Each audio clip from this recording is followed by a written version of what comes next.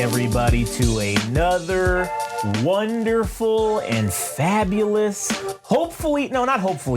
definitely entertaining episode of All Gas, No Trash. My name's Josh, and I'm here today with your host with the most, Adam. The man who lacks the least. That's right. I don't know where else to go with that. But anyways, today we're going to be doing, whether you agree with us or you disagree with us, at least, like I said, this will probably entertain you. We're going to be talking about Tyler, the Creator's new album, Chromakopia. This is the first fucking album I listened from Tyler. I've been putting off this motherfucker for a long ass time. I have not heard anything he's done other than nothing, really, as far as I know. So I haven't listened to any full-length albums from him, so this is the first time. So first time for both of us, I should say. But anyways, before we get into it, if you want, you can follow us on all our social medias at Game Rage Magazine, TikTok, Instagram, Game Rage Mag on Twitter /X. Also, we need some assistance, all right, on YouTube. Okay, it's getting there, all right. We now only need 18 subscribers. Game Rage calls for aid. We call for aid, and I know you motherfuckers are listening. Listen, if you don't want to be associated with us with your personal accounts, I get it. We say some fucked up shit, all right? Granted, you laugh and you love it. So do us the solid and just make a fake dummy account and subscribe to us through that so we can get the number, all right? Please do. That would be great. It would be wonderful. We would greatly appreciate it. Also, like, comment, those stupid things as well. You can follow this show and Adam at All Gas No Trash Official on Instagram. And yeah, that's pretty much it. So, just a fucking thing. You all right over there? The goddamn room is just stick it out of the way. It's taking up space. Just pull it out. There we go. I just wanted to. It was getting my line of sight. Oh my God, you can't have anything. His precious line of sight. All right, well, let's get into it here with Tyler, the Creator's new album, Chromakopia, or as Adam has been doing since he fucking got here, Chromakopia. It's catchy, dude. I can't stop. Chromakopia. Now I can't stop, so thanks. Can you feel the light? we should just do the whole album. Like, we should just do it on our own. Like, we should just redo it, but just with us. Yeah. Our voices, and that's what it should be. Yeah. I will have to say, for this particular album, as I said before, this is my first experience with listening to a Tyler, the Creator album in its entirety. I don't know the motherfucker's history. I know he was in a collective called Odd Future, and there's all kinds of shit that one can extrapolate from that moment in time back in the early 2000s and all that shit. I just missed out on it altogether. I didn't want to start in the middle of it, and I didn't want to start well after the fact, but for whatever reason, this thing dropped into our lap with it being released this past, well, was it this past Friday, Monday? Greater Monday? Yeah, Monday. Monday. So a week ago, a little less than a week ago. And I was like, fuck it, why not, man? Let's see what happens. I don't really know too much. I prepared for this album listening by watching clips of Tyler, the Creator, say obscene things about having sex with men and calling himself a homosexual. And that's how I prepared for this album review. Yeah, basically. That's what I did too. So anyways, well, let's get into it. We're going to do this just like we always do. So we'll pause so you can listen if you'd like, and then we will go from there. So we're going to do the first track, which is off of Tyler, the Creator's new album, Chromakopia, Saint Chroma, featuring Daniel Caesar. Here we go. All right, so that was track number 1, Saint Chroma. What'd you think about that, Adam? I wrote down. How you spell that? I don't think I care too much for rappers when they have to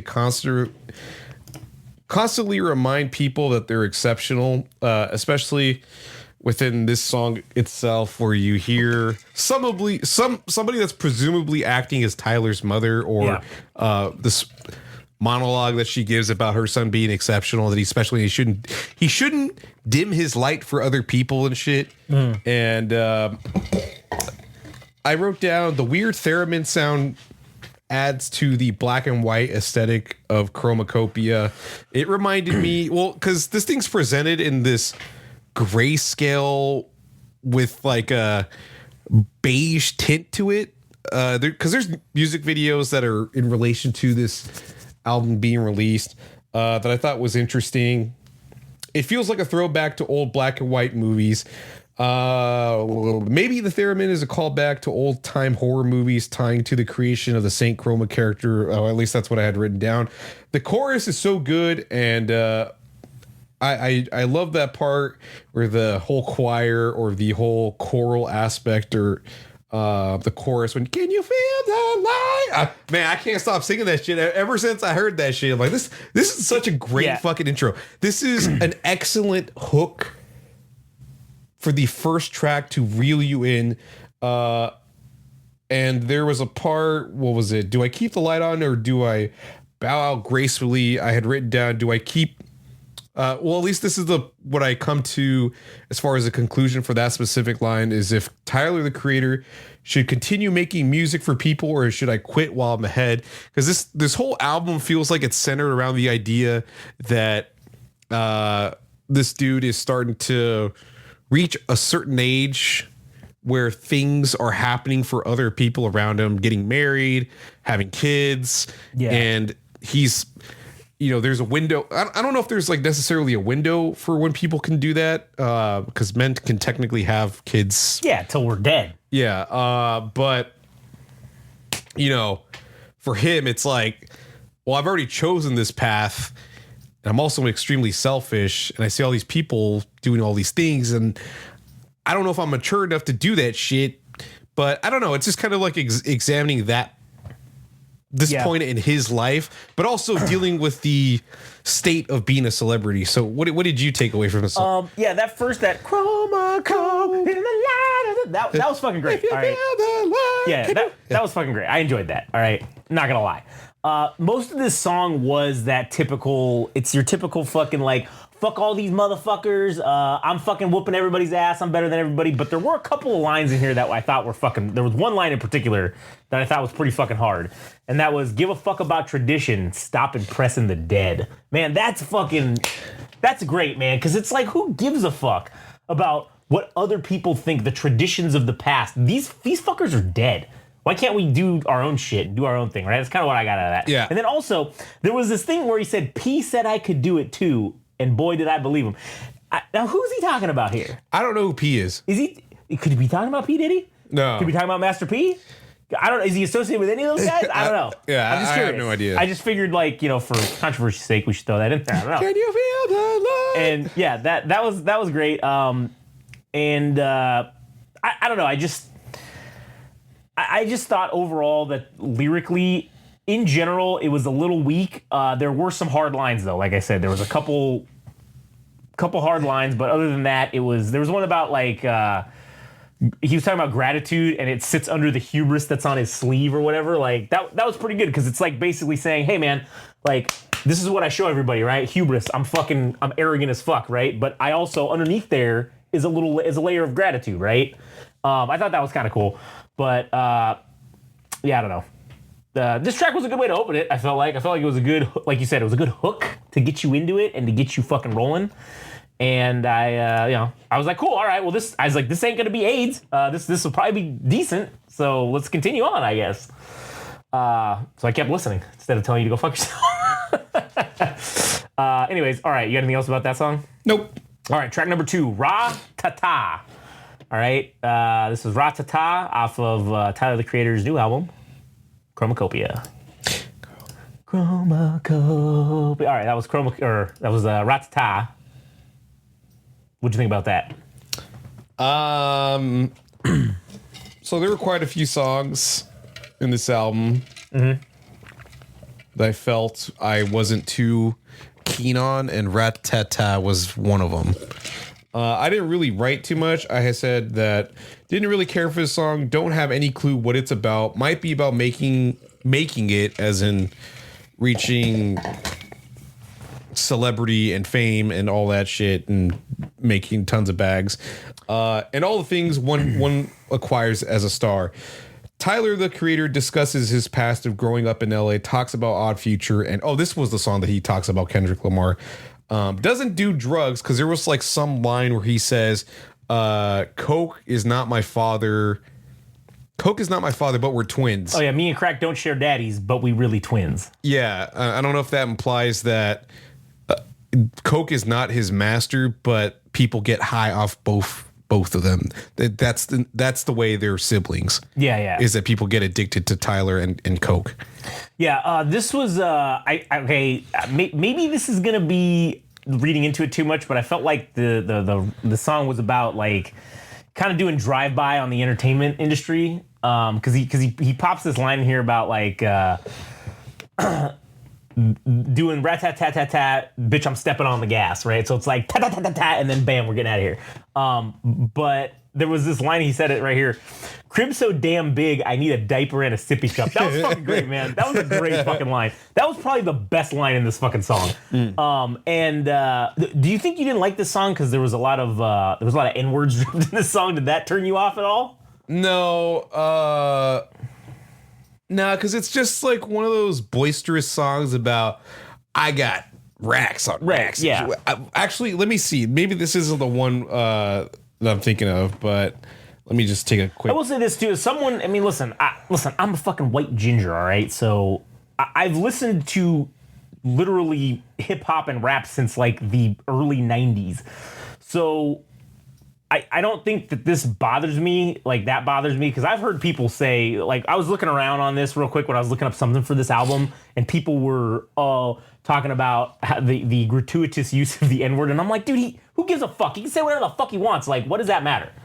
It doesn't bother me. I don't know. I mean, sure, I'm not rolling the windows down, fucking yelling it out the window, but like, you know, it doesn't bother me. I'm not gonna say that this sucks because of that, right? This might suck for other reasons, but not that. I had also written down could be about Tyler not knowing how to connect with women because he doesn't want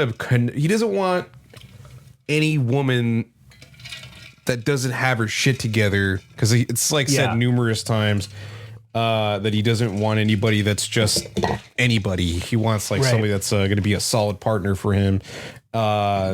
So it seems like it's that as well. I don't know, man. I wasn't too fucking big on this song. So this is one of the songs I felt I wasn't too hot on, and I don't want to say I tuned out, but I wasn't feeling it. So I wrote very little notes.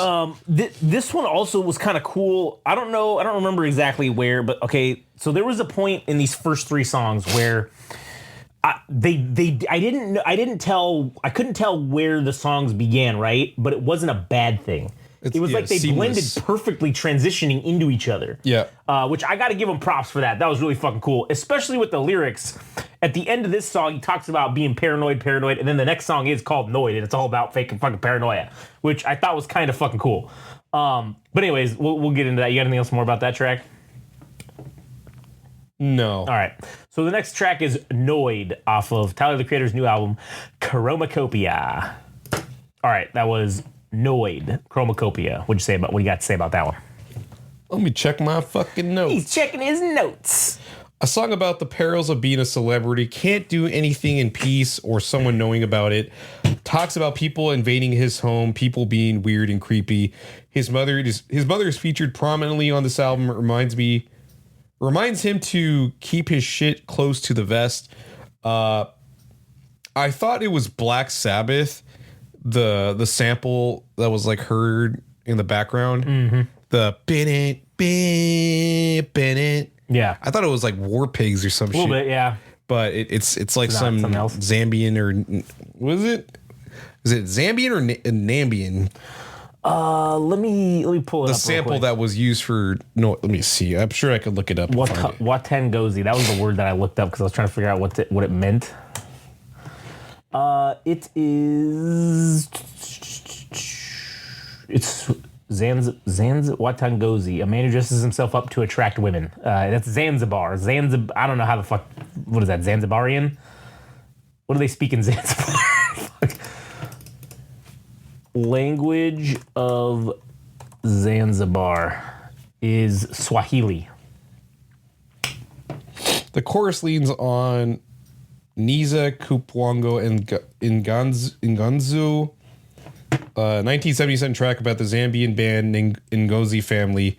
Song in Bemba by band leader Paul Ngozi. The lyrics loosely translate to something, "Give me my space, my peace." It's a plea for respect when visiting his home, adding another layer to Tyler's theme of elusive privacy. Yeah, so it's Zambian? Yes. Language of Zambia. I just want to make sure.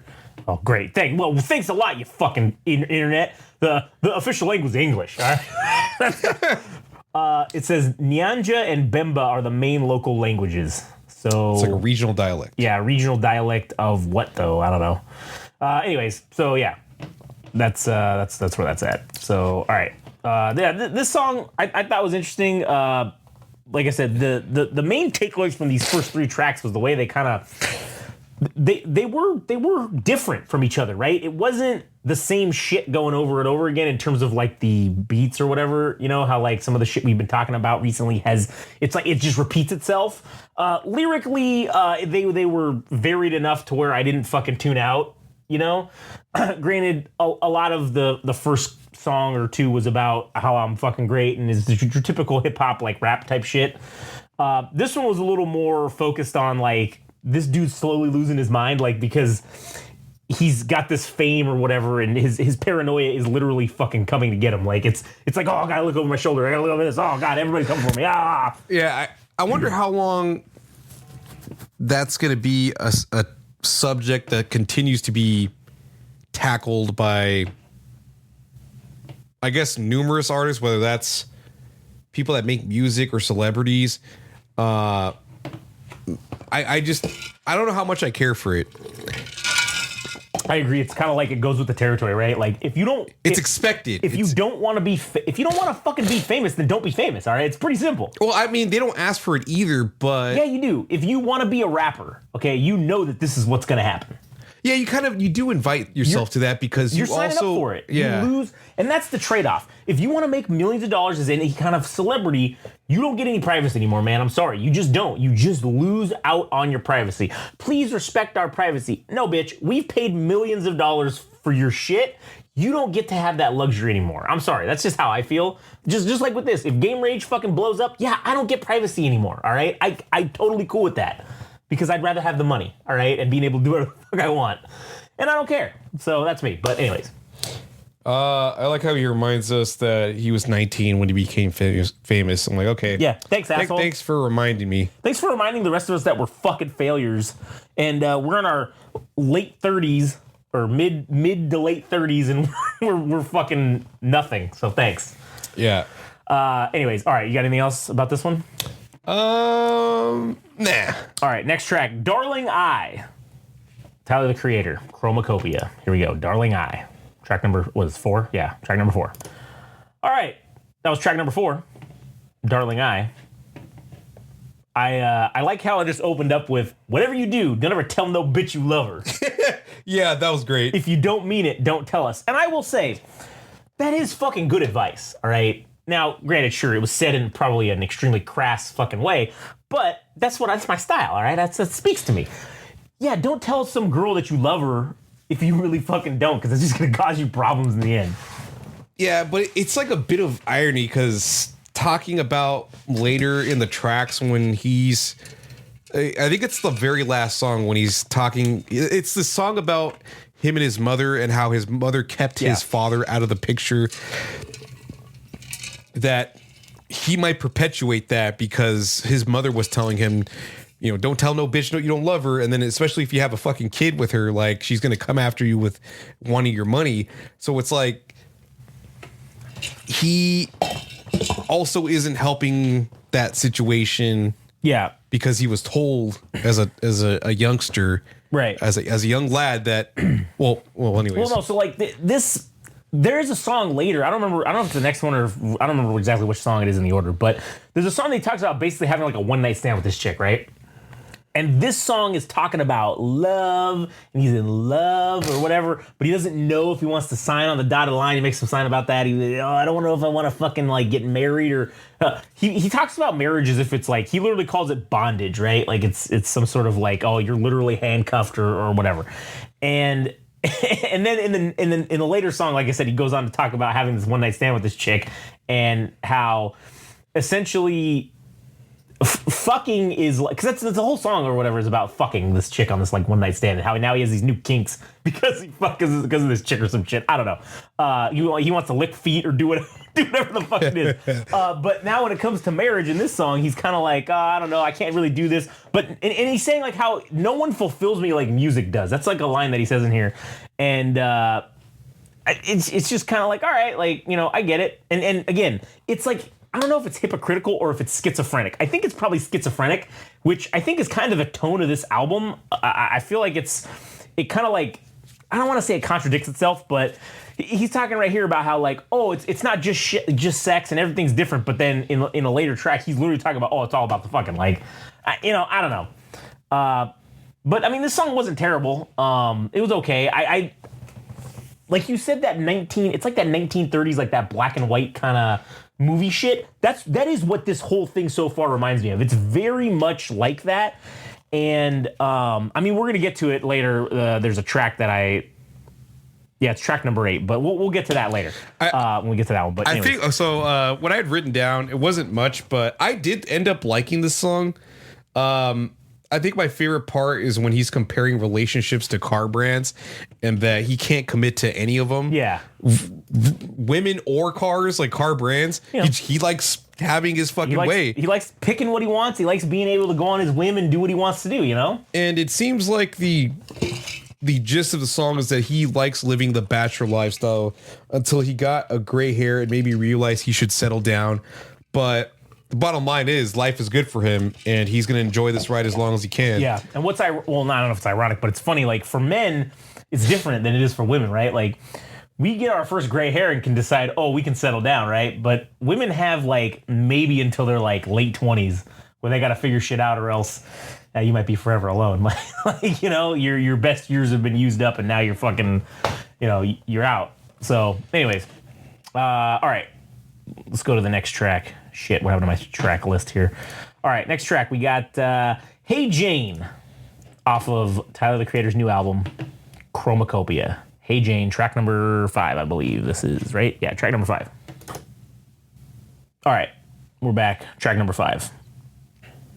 This was the one that was talking about always wear a condom. Always wear, like she opens with that. Always wear a condom. Don't trust no bitch, basically. That's what she says at the beginning. Yeah. That was pretty funny. What'd you think about this song, though? I had written down a song about having a pregnancy scare, or maybe the child actually exists, or whatever. Yeah, the fuck. I know, that's what I got out of it. There's some sort of pregnancy. Told from Tyler's perspective and the woman Jane. Great bit of storytelling, comes out like a stream of consciousness about all the doubts and fears and what ifs about having a child. That he's got all these things swimming in his head. He's like, should I tie the knot? Should I do all these things? I don't even know this bitch. Like, we had a good night together, and he's like, well, I mean, if we spend our whole lives together, then I don't really know who she is. And then we got this little bastard on the way. All terrifying things to Tyler, the Creator. And then we get like the woman's perspective, who says that she doesn't need Tyler to raise the child. And this was like, I think this song had probably the most substance probably of all the songs, because there was a part where the woman says she's going to carry on as just like Tyler's mom or her own mom, that she could do it on her own. She doesn't need Tyler, or he doesn't need his fucking money. She doesn't need to be a sob store or a charity case, I guess. And I was like, damn, that's fucking crazy. And the fact that this motherfucker put it on a song, it takes a lot of nuts. And to be open about, because I want to believe that these stories are fucking true, that he was obfuscated these stories in some way, so it doesn't really tie back to the actual person. Yeah, but that's the one thing I'll give him credit for sure is is drawing from your real life experiences, but like not, I don't know, not being a fucking bitch about it. You know, it's like, hey man, this is some shit that happened to me, and now I'm using it as in a song or whatever, right? Like that's real shit. You know what I'm saying? Like that makes this dude like seem more relatable, I guess, right? Yes, but he's also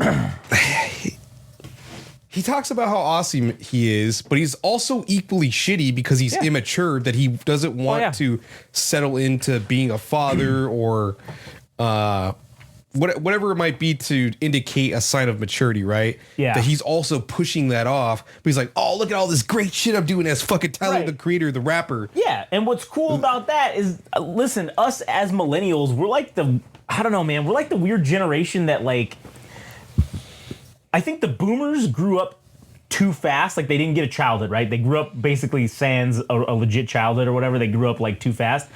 We were the next generation that like, oh man, like maybe some of us never grew out of being a child. You know what I'm saying? And like, we're like the Peter Pan generation of like forever children. And it's like he's dealing with that in his mind of like, oh man, I still want to be a fucking kid, dude, but like also fuck, now here come some responsibilities. Like shit. You know, but he could dodge them as long as he wants because he's rich as fuck, and he can do whatever the fuck he wants. Exactly, but the rest of us can't do that. So, anyways, you got anything else about this one? No, I really like this song. I thought it was one of the better tracks on the album for sure. For sure. All right, so we'll get to track number 6, which is called "I Killed You" by Tyler the Creator on Chromakopia. All right, that was, you didn't hear it, but Adam was just, can you feel the light? I need that guy that does the time to play the game. We need him to do a version of this shit. Can you feel the that would be fucking awesome. We should hit him up. I think, what's his name? Big Mike or some shit like that? Is that what his name is? I don't know. I'm gonna send him a Instagram message and see if he fucking responds. Anyways, this was that was "I Killed You," track number 6, Chromakopia. What'd you think about this one? Back to back fucking bangers, dude. I love this track. I loved it for these reasons. A song about Tyler declining his heritage or pride by mutilating his hair with chemicals, combs, and haircuts. Beat was whatever. The last bit about the. Sorry, let me read that again. I wrote this at like. I probably shouldn't listen to music when I'm like going to sleep. Beat was whatever. The last bit out of the outro was cool with Childish Gambino singing. Don, what is his name? Danny Glover? No, is it Danny Glover or Don Glover? Donald Glover. Donald Glover. Yeah, right. I don't know, is Danny Glover's dad? Are they related? Song leans into the Afrobeat shit fully. Song leads into the Afrobeat shit fully. At the end, perhaps Tyler accepting himself and his culture. Yeah, I really enjoyed this track. Maybe not so much on the beats end. It gets more interesting on the back end where it kind of just, like I said, it goes into the Afrobeat section of the song. But it's like he's kind of coping with the fact that in his younger days, he was maybe whitewashing himself and adapting to other people's standards of what beauty was or what is acceptable when it comes to clothing or haircuts or shit like that. And he's like, man, fuck it. I'm gonna let my hair grow out and do all this shit because this is what my heritage, my people, my family used to be like. And maybe he's just coming to terms with that shit. I liked it a lot. Yeah, me too. I felt like it was kind of a fuck you to conformity, I guess, or whatever. And like, hey man, you be you. You know what I'm saying? Yeah. I enjoyed it. I thought, yeah, like you said, banger after banger with these two songs, man. 2 in a row is pretty fucking legit. All right, I didn't really have much other to say about that because you pretty much said it all. But anyways, all right, let's get to the next track. Judge Judy, track number 7. Here we go. All right, that was Judge Judy, track number 7. I shouldn't be saying Judge Judy. I should be saying Judge, Judy, like because that's what it was.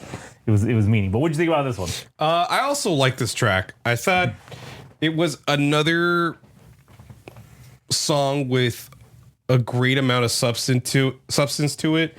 A freaky relationship Tyler had with a woman that eventually died of brain cancer. At least that's what I could gather. Lived truly by having all kinds of wild sex escapades. Thankful to have those experiences with each other. Judge Judy, the meaning changes, the wordplay like happens where he's thankful that Judy didn't judge Tyler, but also that Tyler didn't judge Judy for having all these sexual escapades and shit, and that, you know, everybody's into something when it comes to sex, but, you know, it was like a free of judgment zone that they were able to have this like sexual experience. And there's this line in here that he says at the beginning, her breasts were near her chest, right? Like, meaning that she wasn't like an old lady, or she had like, I feel like that was meaning like she had fake tits, like, I guess, because like, or that her tits were so massive that it just pushes back against maybe them. Yeah, like it wasn't like they were up here, like they were not fucking danglers, whatever you want to call it. I thought that was funny. But yeah, this was the song I was talking about where it was like that hookup song, and it was like, oh yeah, man, it's like fucking and all this stuff, and it's all great, and then he's like, oh, I want to suck toes, all this other shit or whatever. Yeah, and then at the end, like, it's like, oh, it's so sad about how fucking she gets brain cancer. I was like, God damn it, you son of a bitch. Like, you fucking, I was like, oh man, cool, he's getting it. All right, this is great. And I thought like the end was going to be maybe another pregnancy scare, but oh no, the bitch just dies of brain cancer. Oh, fuck, that's great.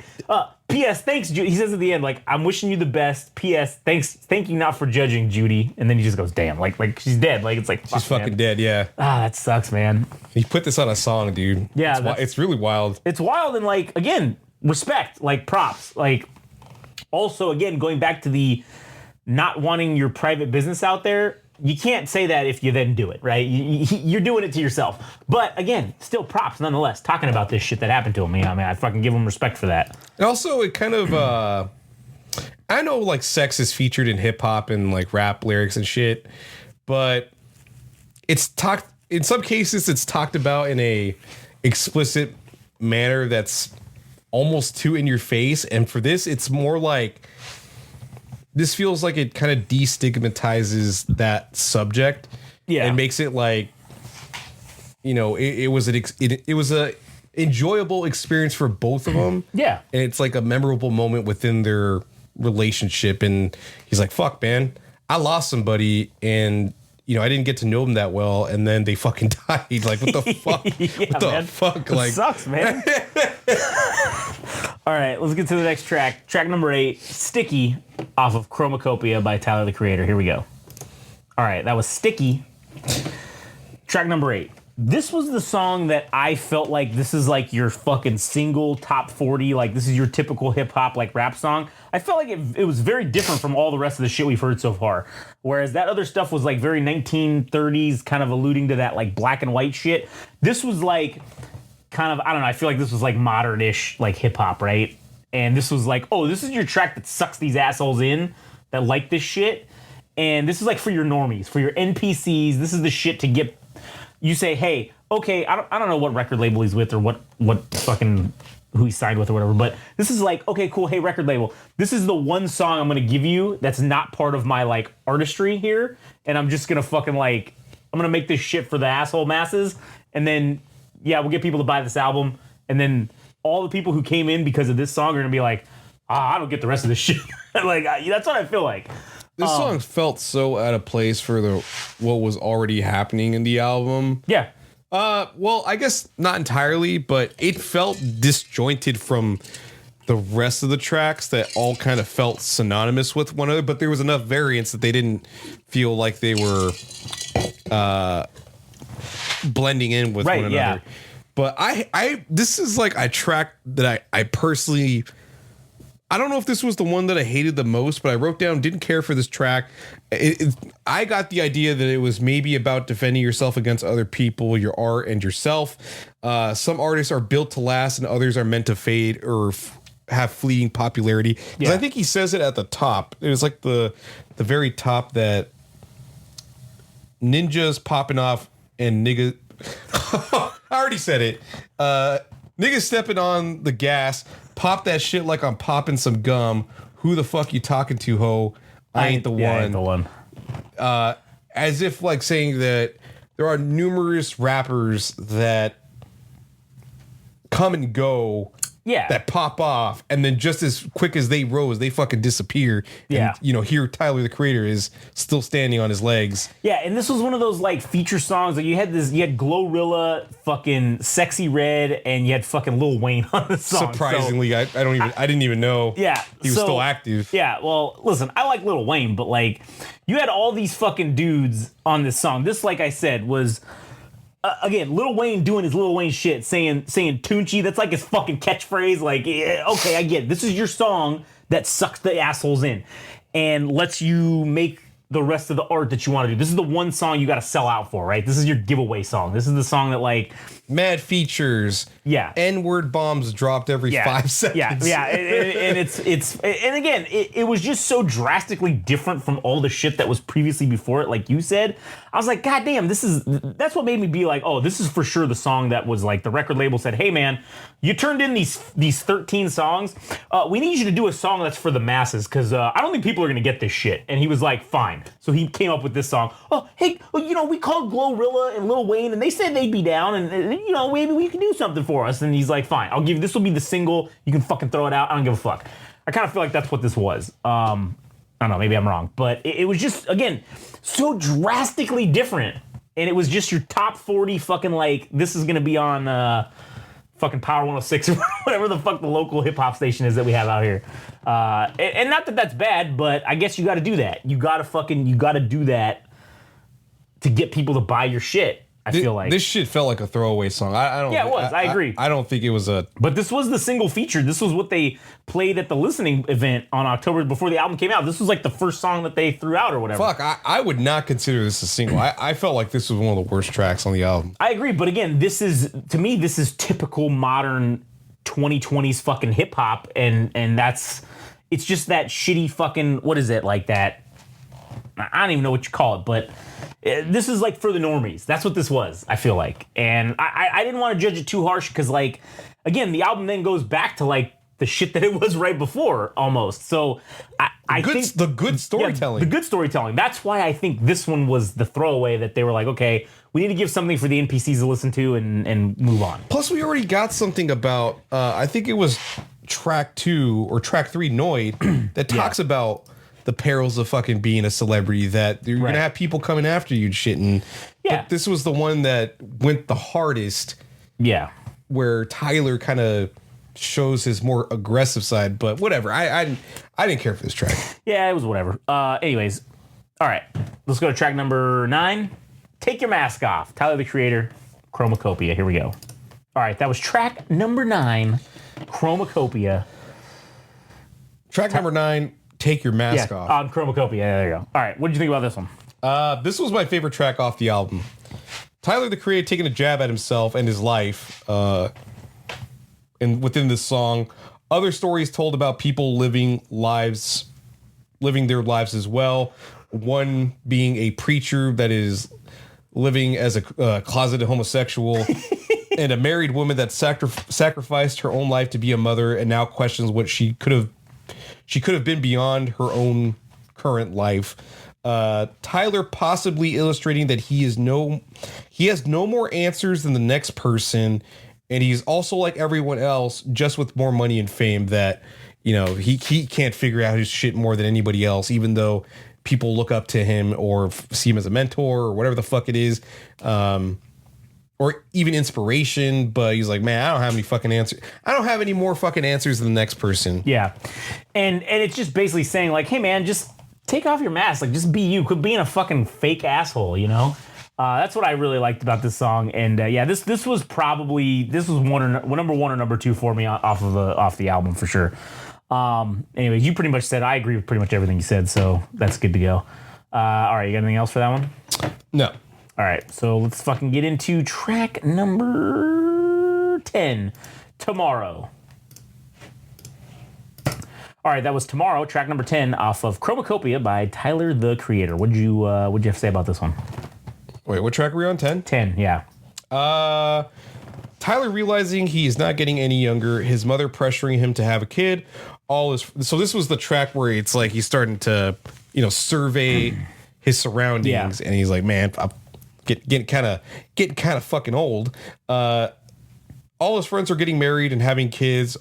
all he has to show for his own life is fine clothes and nice cars, and feels like perhaps the time has passed for him to do these things, like to have children and maybe settle down.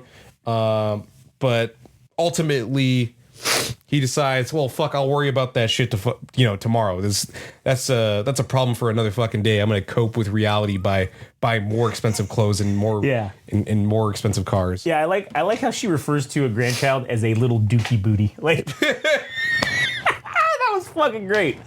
I enjoyed that, but yeah, this was this was all right. I mean, this was whatever. This was like had that kind of a. It was kind of a gospel-y feel to it. It's like his mom telling him, like, give me the fucking green card, kid, you fucking bastard. Like, and he was just kind of like, oh, yeah, we'll do it. We'll about that later. All right, we'll about that later. You're not that old. All right, fuck, we'll be fine. But yeah, this song was all right. I mean, it wasn't the worst song on here. Anything else for that one? No. All right, so next track, number 11, Thought I Was Dead, featuring Santi Gold and Schoolboy Q. All right, that was track number 11, Thought I Was Dead. What do you got for me on that one? All right, this track was another one that I hated. Didn't have anything nice to say about it. Didn't even want to bother. I didn't even want to bother looking into the meaning of the song. I just didn't give a shit. I don't have anything nice to say about it. Another boisterous track about Tyler doing whatever the fuck he wants. That's all I written. Yeah, there was one song on here that I thought was fucking pretty good. Let me find it. Hold on. Lyric? Yeah, or the lyric. Yeah. Hold on, wait a minute. Where was it? It was about being a terabyte. Oh yeah, that was gold. It was fucking. It was the best. It might have been the best line on the album. I don't know. I feel like it was fucking awesome. But basically, he just says, I don't know where it was at. Control F. Control F. Whatever control is on F. Command F. All right, and then what? Terabyte. Oh, there it is. He says, I've got too much drive. I'm a terabyte. Like, God damn, that was fucking great.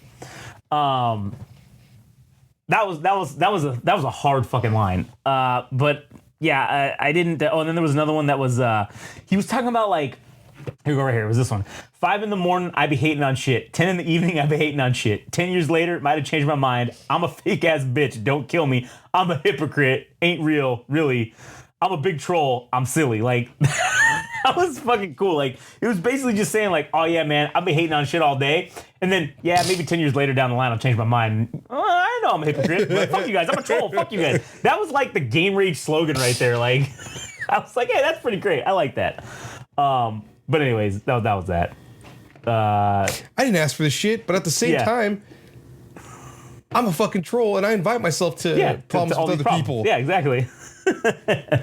Anyways, all right, you got anything else? No, I didn't care for that track. Yeah, it was whatever. All right, Like Him is track number 12. So here we go. Like Him, track number 12. Tyler, the Creator, Chromakopia. All right, that was track number 12. Chromakopia, or off of Chromakopia. Like Him. What'd you think about this one? This was one of the finer tracks on the album. Song about Tyler wondering about his father, someone that was absent in his life, the fault of his mother to not include him in his life. He wanted to be a part of it, which was depressing to hear that, because it's like she knew he wanted to be a father, but she's like, no. And then she has the audacity to say, oh, he's a good guy. And I was like, fuck that, dude. So he was raised by somebody else. He was raised by his mother, was slightly immature, having a child probably at a younger age. And then she's probably like more or less a good person or whatever, but the fact that she was so immature to keep somebody else out of her own son's life, like, that's so fucked up. Like, and then she even says it in the back portion of the song that she's like, oh, well, don't take it personal out on me that I did these things. Like, I hope you can find it in your heart to forgive me for that shit. I'm like, fuck that. I'd be angry as fuck, dude. Yeah, I'd be mad as fuck. But this was a great track. I think this is like one of the more sentimental tracks. And then there was like one part, I'm not sure where it is, where he talks about how could I miss something that I never had? Like, how could I miss the adoration of my father if I've never fucking had him in my life? He didn't even know who he was. Yeah, it's like that. And now I was like, fuck, that's fucked up. That is fucked up. But it's true though. I mean, And it also kind of was him being like, man, you keep telling me about this motherfucker, and like you're comparing me to him. Oh yeah, I forgot. Yeah, that's kind of. And it's like, but it's like, he ain't here, bitch. Like, just fucking come on. How fucked up is that? Like, you're saying all this shit about how to remind you of this guy that you hate, basically, right? For like fucking knocking you up and leaving, essentially. And then you have your own son do that to somebody else. Yeah, how's that fucked up? Like, how the fuck does that work? You know what I'm saying? But yeah, this was one of the finer tracks I felt like lyrically as well as musically. Yeah. But yeah, this was a good one, man. I enjoyed this one. You got anything else about this one? Nope.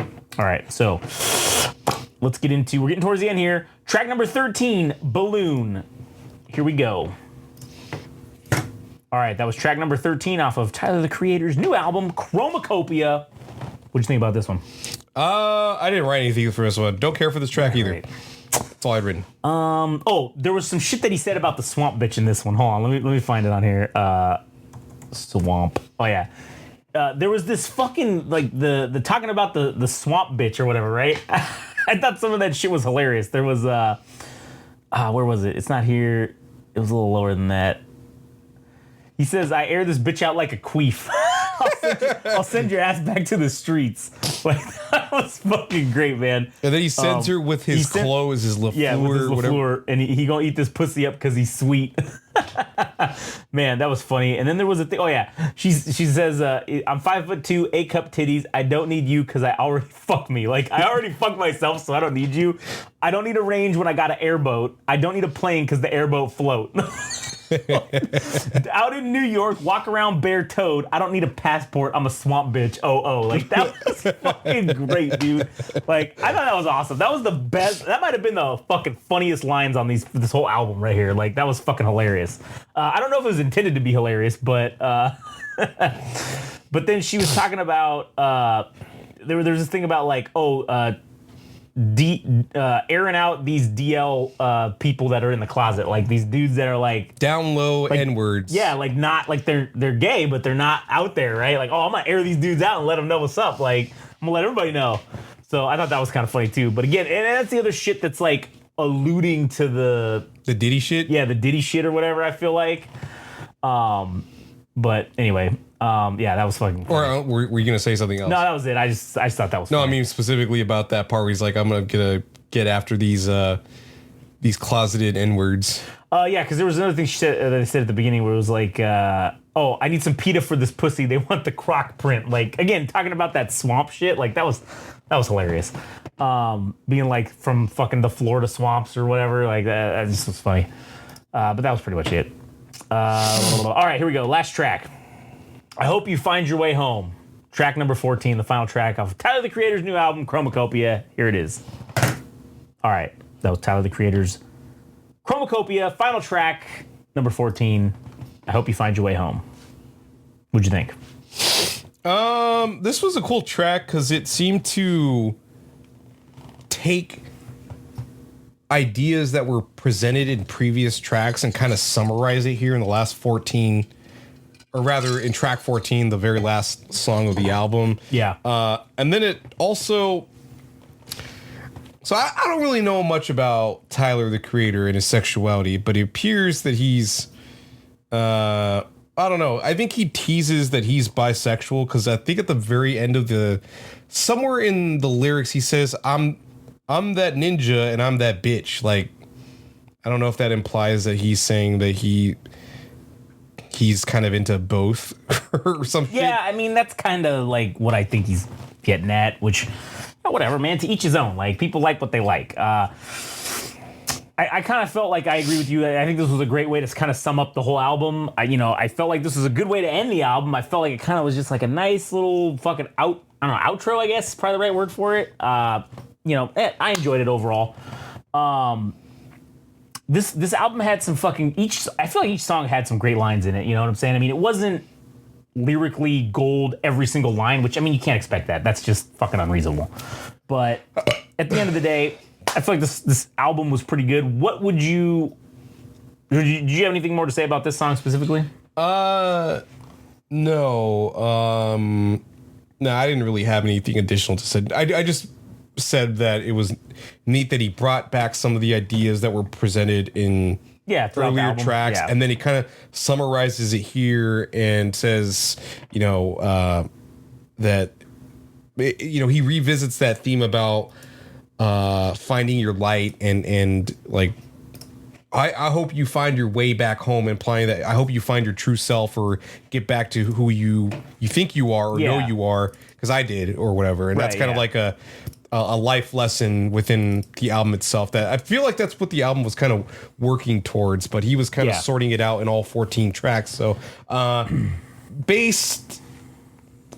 just going to base my score on the number of tracks that I liked, and the number that I came to was 10 of 14. So I gave it between like a 7 and a 7.5, which, considering I'm not really all that familiar with Tyler, the Creator, or didn't really know what to expect, and I already kind of went in with the impression that I wasn't going to be impressed with this dude's music. That's where I ended up 7.5. Yeah, I kind of thought this was going to be a typical kind of, I don't know, mainstream NPC hip hop fucking music album. That's kind of what I was expecting, and I didn't get that. Which, I mean, except for that one track number 8, that was for sure appealing to that audience, right?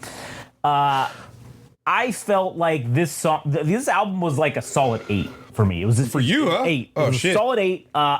I did enjoy the storytelling aspect of it. I felt like it flowed in terms of story. Minus that track number 8, I kind of just I'm just kind of getting. I didn't want to knock him for that, because I get it. The record label's up your ass. They need something that everybody can fucking listen to and they can play on the radio. Most of this other shit you can't play on the radio because it doesn't make fucking sense. Come on, we need to make Lil Wayne months of money. It's about fucking money. And it's like cash money. Yeah, and when you have all these, the majority, I mean, 13 of these songs are essentially telling a story, right? And it doesn't really flow when you like the songs. If you take one out and just want to play it for the masses, it doesn't really work that way. So like, I kind of get how or why he was like, okay, listen, fuck it. If I got to do one song, I'm gonna do one that does nothing. Like, that's just fucking mainstream, right? I'll just do it.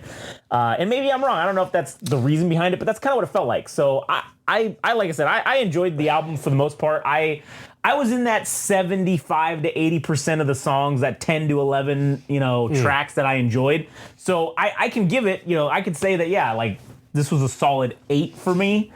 I don't know. I'd be curious to see whatever the fuck his next album's gonna be. I'm not gonna go back and listen to old Tyler, the Creator shit. I'm probably not gonna do that. But whatever his next album that comes out, I'd be curious to do another album review of it in a couple years when he comes out with a new one, and see what the fuck that's about, Yeah, I think the storytelling aspect was excellent. He delved into some real personal stories that caught me off guard, talking about an absent father whose fault it was not of his own, that he was absent in his own son's life. That shit was real. The beats, I think the strongest beats within the album probably are the first track, I think Noid, and then also Take Your Mask Off were like the strongest. Those songs had the strongest beats for me. And it wasn't like strictly hip hop. It had like R&B elements to it, which was cool. Give it a little bit more variety. I think for me, where it fell apart a bit was that the boisterous, the bombastic, the braggadocious tracks didn't. There was like a story being told about how he examines himself as a celebrity, and like, yeah, it does tie. That part of his life ties into the story itself, I guess, but I didn't feel like if you made a movie, if this thing was a movie, right? Like, you could trim those parts about I'm the best, I fuck bitches, I'm gonna outlast every other rapper. Like, the real beats of the story, or the real beats of this album, were the things where he was vulnerable and willing to share these stories about fucking women and almost having a kid, or losing somebody that was somewhat close to him because they developed like an illness and they eventually passed away, and that, shit like that. And then also like the songs that are introspective. It's the things that were expected of like a hip hop artist or rapper when they talk about themselves and how great they are. It detracted from like the things that mattered to me. Yeah. That's why I knocked it. Yeah, and that's where I knocked it too, and that's why I didn't get a 9 or a 10. Also, I kind of feel like, if you're comparing this to, I don't know, some of the other type of shit that we've listened to like this, maybe Genesis Owusu, right? That's one of the things where Genesis Owusu goes higher, in my opinion, is because the storytelling is there, and there's not a whole lot of this like that bombastic type shit like this is. That's where this got the points off for me. It was that bombastic kind of rap shit. I get it, man. That's what you guys do, but like, hey man, you're Tyler the Creator. Create a fucking story. Create something different than what everybody else is doing. But even though he kind of, and I get it, you got to stay within some certain boundaries or whatever. Even with that being said, and whatever restrictions or limitations he had, I still believe this was a solid fucking album. Oh yeah. That's why, like I said, I felt comfortable giving it a solid 8. It was a fair 8. I thought it was going to be maybe between a 7.5 and an 8, maybe like a 78 or 7.8 maybe. But like, you know what? I gave him some credit and I said, fuck it, you get a solid 8. Yeah, I will say the one additional track that surprised me was the one about hair. Oh yeah. Talking about his cultural heritage and all that shit. That for a song that I wasn't really expecting much, the song called "I Killed You" about hair, I was like, what? How can this be impactful to me? And he made sense. And he made it work. Yeah. I'm like, oh shit. Well, I mean, shit. I mean, people. I mean, I've had family members tell me you should cut your fucking hair and all this shit. I'm like, fuck you. Yeah. You don't have any hair to begin with. Like, what? Yeah, same here, right? And so I feel the same. People so it's like, suck my ass. Like, I don't give a fuck. And also, I will say that further ingrains that this really did deserve a solid 8 was because of the fact that we were able to talk about this album for basically an hour. Oh, really? I mean, we go for 56 and a half minutes. No way. I mean, like, no way. It did not feel like it. It didn't feel like it. I feel like I'm encroaching on 8. Yeah, right? Like, I feel like I'm encroaching on 8, but I'm going to settle at 7.5. Just and that's 7.5, yeah. That's fair enough. And I will say the amount of substance that he gave us is a lot greater than most of the other shit, a lot of the other shit that we've listened to, right? So I got to give him credit for that. And this is for somebody that's a mainstream artist. Like, I didn't think I was going to get that out of him. So, yeah. Surprised to say the least. So, anyways, all right, well, you got anything else more to add about this track? No. Or this track with this album? Good? No. Good to go? All right, cool. Well, let's get the fuck out of here. If you want to listen to more of our shit, more album reviews, go to YouTube, Game Rage Magazine, where you can subscribe, please, to be updated, and hit the little dingy bell so that it gives you all the updates as to fucking when we do new episodes. Also, you can follow us on social media, Game Rage Magazine, Instagram and TikTok, Game Rage Mag, Twitter/X. You can follow Adam in this show specifically at All Gas No Trash Official on Instagram. Well, that'll do it. We'll catch you guys on the next one.